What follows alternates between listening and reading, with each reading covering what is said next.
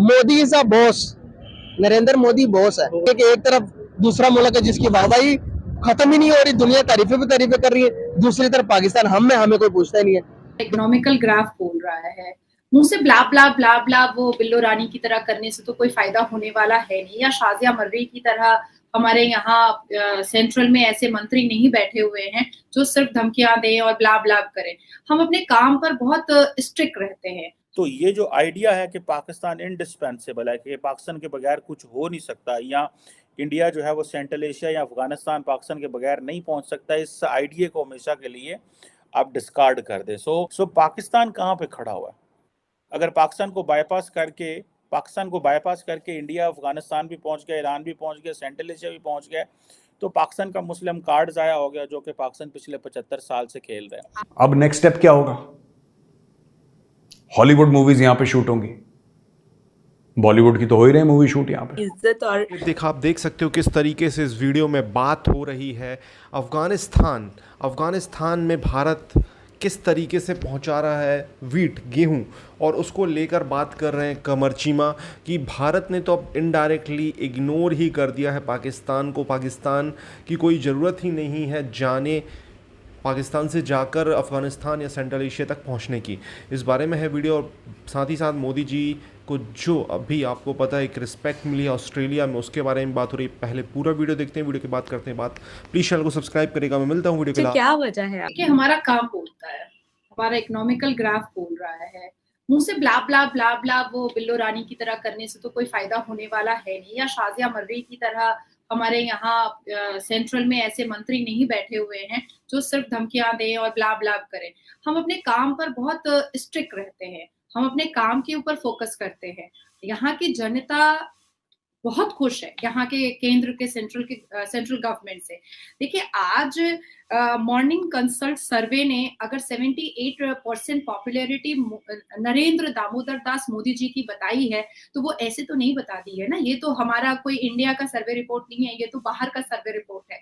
तो आज आप न्यू गिनी बोल दीजिए, या हमारे भारत के प्रधानमंत्री ने जापान हिरोशिमा में जाकर के father of nation Gandhi ji के स्टेचू का जो इनॉग्रेशन किया और सब मिल करके उन्होंने नमस्कार किया। वहां के फॉरेन कंट्री के जितने भी डेलीगेट्स थे और जितने भी रेप्यूटेड लोग थे, लीडर्स थे, यंग लीडर्स थे, तो ये अपने आप में एक बात को दर्शाता है कि भारत जो है वो अफगानिस्तान के अंदर अपनी सॉफ्ट पावर इंक्रीज करने के लिए वीट भेज रहा है, और उसमें पाकिस्तान को बाईपास कर रहा है।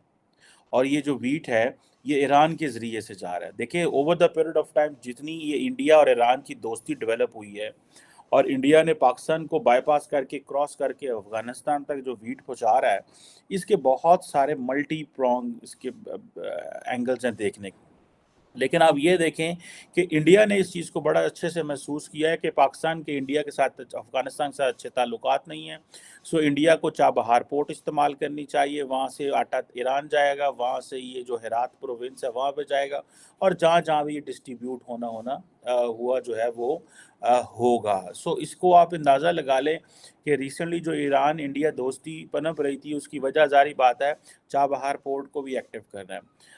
अगर आपको याद हो कि इंडिया अफगानिस्तान के जो डिफेंस मिनिस्टर है मुल्ला यकूब, उन्होंने कहा था कि हमें कोई मसला नहीं है, हम अपने जो तालिबान है वो उनको भेजेंगे इंडिया ट्रेनिंग करने के लिए। सो एक वक्त था कि इंडिया के अंदर अफगान फ़ौजी चाहते थे, अब तालिबान भी जाएंगे ट्रेनिंग लेने, और वो तालिबान जो है वो जारी बात है फिर पाकिस्तान के बॉर्डर पे आएंगे और वो पाकिस्तान से लड़ेंगे। ये चीज़ें तो होनी है। जो चाबहार पोर्ट है ये इंडिया को इससे बहुत ज़्यादा एडवांटेज है, और जिसे ये कह लें कि इंडिया को इससे काफ़ी एडवांटेज। एक तो इंटरनेशनल नॉर्थ साउथ कॉरिडोर के हवाले से जारी बात है ईरान ने इस पोर्ट को इस्तेमाल करना ही करना है, और दूसरा ये है कि इंडिया एक फैक्टर जो बड़ा डोमिनेंट है, वो कहते हैं जी कि अगर हम चाबहार पोर्ट इस्तेमाल करते हैं तो ये जो आइडिया है कि पाकिस्तान इंडिस्पेंसेबल है, कि पाकिस्तान के बगैर कुछ हो नहीं सकता, या इंडिया जो है वो सेंट्रल एशिया या अफगानिस्तान पाकिस्तान के बगैर नहीं पहुंच सकता, इस आइडिया को हमेशा के लिए आप डिस्कार्ड कर दें। सो इंडिया है ये तकलीफ दे। द क्वेश्चन इज़ कि इंडिया से अगर आप ट्रकों से चीज़ें उतार के जहाज़ों पर ला दें इंडिया में मुंबई पोर्ट से, और वो समंदर में जाएं और फिर ईरान पहुँचें, और ईरान चाबहार पे फिर उन्हें जहाज़ से उतार के ट्रकों पे लगाएं और फिर वो आगे जाए, तो एक ये चीज़, और एक सीधा इंडिया से पाकिस्तान से क्रॉस करके और सीधा अगर आपने उसको हेरात भेजना है, हेलमंद भेजना है, काबुल भेजना है, आप कहीं भी उसको भेज सकते हैं अफगानिस्तान के अंदर। तो जाहिर बात है इसमें तकलीफ तो ज़रूर है, फिर जाहिर बात है इंश्योरेंस के मसाइल हैं, इंटरनेशनल सीज आ जाते हैं, बड़ा इंटरनेशनल वाटर्स में से गुजरना है, सो बहुत सारी चीज़ें हैं। सो पाकिस्तान कहाँ पे खड़ा हुआ है? अगर पाकिस्तान को बाईपास करके इंडिया अफगानिस्तान भी पहुंच गया, ईरान भी पहुंच गया, सेंट्रल एशिया भी पहुंच गया, तो पाकिस्तान का मुस्लिम कार्ड ज़ाया हो गया, जो कि पाकिस्तान पिछले 75 साल से खेल रहा है। पाकिस्तान की नेबरहुड ज़ाया होगी, जो कि पिछले 75 साल से हम कह रहे हैं। अफगानिस्तान के वाले से हमारी पॉलिसी ये रही है जी, ये स्ट्रेटेजिक डेप्थ है, हमें इसके ऊपर जो है ना, वो कल को इंडिया हम पे हमला करता है तो अफगानिस्तान एक फ्रेंडली मुल्क हमारे साथ होना चाहिए, ताकि हमें अगर स्ट्राइक बैक करना है, सेकंड स्ट्राइक करनी है, तो अफगानिस्तान से हम ये इस तरह के रफ आइडियाज जो है मिलिट्री सोल्जर्स बनाते रहते हैं। जाहिर बात है पाकिस्तान तो इंडिया की चाबहार पोर्ट इस्तेमाल करने से परेशान होगा, और इसके ऊपर हम ये कहते भी रहे हैं बड़ी देर से। ईरानियंस जो हैं वो जाहिर बात है इस चीज़ से परेशान होते हैं कि ये ना हो कि ये चाबहार पोर्ट कंट्रोवर्शियल हो जाए, पाकिस्तान इससे जो है वो ये डिस्टेबलाइज ना करे। लेकिन अब इंडिया जो है वो दिन ब दिन एक इम्पॉर्टेंट कंट्री जो बनता जा रहा है, ये मैं नहीं कह रहा, ये ज़बीउल्लाह मुजाहिद जो कि तालिबान के स्पोक्स पर्सन है वो कह रहे हैं, और वो कहते हैं कि इंडिया वो एक इंतहाई इंपॉर्टेंट कंट्री है और अफगानिस्तान उसको बड़ी कदर की निगाह से देखता है, और हम उनसे अच्छे ताल्लुकात, फ्रेंडली ताल्लुकात चाहते हैं। एक वक्त था कि हम चाहते थे कि अफगानिस्तान जो है वो पाकिस्तान के लिए फ्रेंडली कंट्री हो, ठीक है जी, और जो हम वहाँ पे चाहें वो हो, और इंडिया की प्रेजेंस ना हो। आज वो कह रहे हैं जी कि हमारे तो इंडिया के साथ बड़े पीपल टू पीपल कॉन्टैक्ट हैं, और इंडिया ने जिस तरह ये 20,000 टन गंदम आटा भेज रहे हैं, बहुत सारी चीज़ें भेज रहे हैं, तो this is something we appreciate. So Pakistan के पास जो है ना वो अफ़गान तालिबान को पता है कि यार ये तो हमारी इनसे अब वो चीज़ें नहीं होनी या ऐसा मुमकिन नहीं है, सो वो समझते हैं कि Pakistan is not helping us. लेकिन Pakistan will be in a challenging position unless political stability होगी और बिजनेस होगा तो हमारी इज्जत होगी। अगर कारोबार ना हुआ, अगर हम दर बदर पैसे मांगते रहे कि ओपन मार्केट में डॉलर 306 रुपये हो और बैंक में 285 का दे रहे हो, 86 का दे रहे हो, इस तरह मुल्क नहीं चलने, और इस तरह ना कारोबार आना, ना बिजनेस आना है। तो बस ये है कि जी हमारा एक स्ट्रॉन्ग सिक्योरिटी ऑपरेटर्स है, हम ये चीज़ें हम इन्हीं को लेके असी रोंदे रहने हैं, बह के गल्ला करते रहने हैं। We need to move forward, आगे बहुत सारी चीज़ें हैं जो करने वाली हैं, लेकिन ये जो इंडिया की सॉफ्ट पावर है इसको we have to look at very very careful, ठीक है जी। और क्या हम अफ़गानिस्तान के लिए बहुत कुछ करते हैं और बहुत कुछ कर रहे हैं, ठीक है, लेकिन क्वेश्चन ये है कि जो इंडिया का बढ़ता हुआ ग्लोबल क्लाउड है उसकी इतनी वैल्यू है कि अफ़गान तालिबान भी समझ जाए यार कि हमें पाकिस्तान डायरेक्शन होती है ना। देखिए आपकी एक डायरेक्शन है कि यार इंडिया की ग्लोबल एक्सेप्टेंस कितनी है और पाकिस्तान की ग्लोबल एक्सेप्टेंस कितनी है।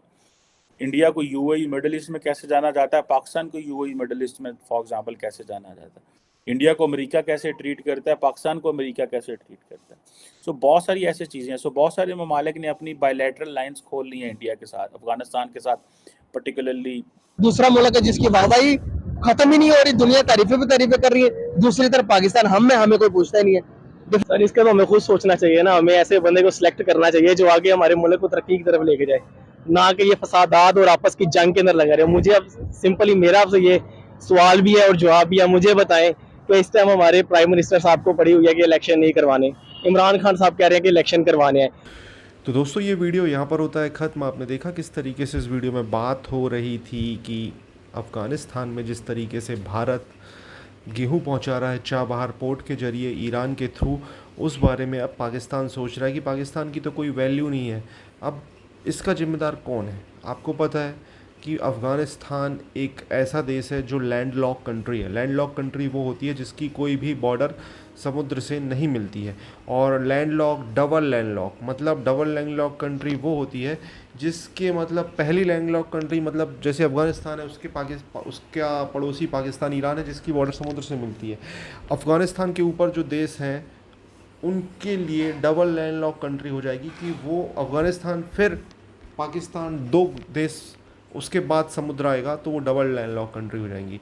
तो अफ़गानिस्तान एक ऐसी कंट्री है जिस तक पहुंचने के लिए किसी न किसी देश की आपको रोड सड़क जमी इस्तेमाल करनी पड़ेगी। तो हमारे पास सीधा रास्ता था हम पाकिस्तान का इस्तेमाल करें, बट पाकिस्तान आपको पता है पाकिस्तान ऐसा कोई काम करेगा नहीं जिससे भारत का कोई किसी तरीके से फ़ायदा हो या अफ़गानिस्तान का किसी तरीके से फ़ायदा हो।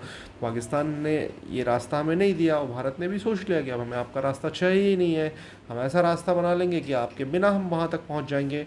और मुंबई बॉम्बे पोर्ट से सीधा हमने ईरान में डेवलप किया चाबहार पोर्ट, चाबहार पोर्ट से हमने रेलवे लाइन सीधा बिछा दी अफ़गानिस्तान तक और अफ़गानिस्तान को हम सीधा पहुंचा रहे हैं अनाज। अब तो आप सोचेंगे यार अफ़गानिस्तान तक अनाज पहुंचा कर हमें फ़ायदा क्या होना। लॉन्ग टर्म स्ट्रेटजी ये है कि हमें पहुंचना है कहाँ, हमें पहुंचना है सेंट्रल एशिया। सेंट्रल एशिया तक पहुंचने के लिए हमें ये अफ़गानिस्तान के थ्रू जाना पड़ेगा। तो हम अगर भविष्य में व्यापार इंडिया को और आगे देखना चाहते हैं तो इस तरीके के रूट हमें बनाने पड़ेंगे जो कि भारत ने सक्सेसफुली डेवलप कर लिया है बिना पाकिस्तान के। आपको क्या कहना है इस टॉपिक के बारे में, कमेंट में अपनी राय दें, चैनल को सब्सक्राइब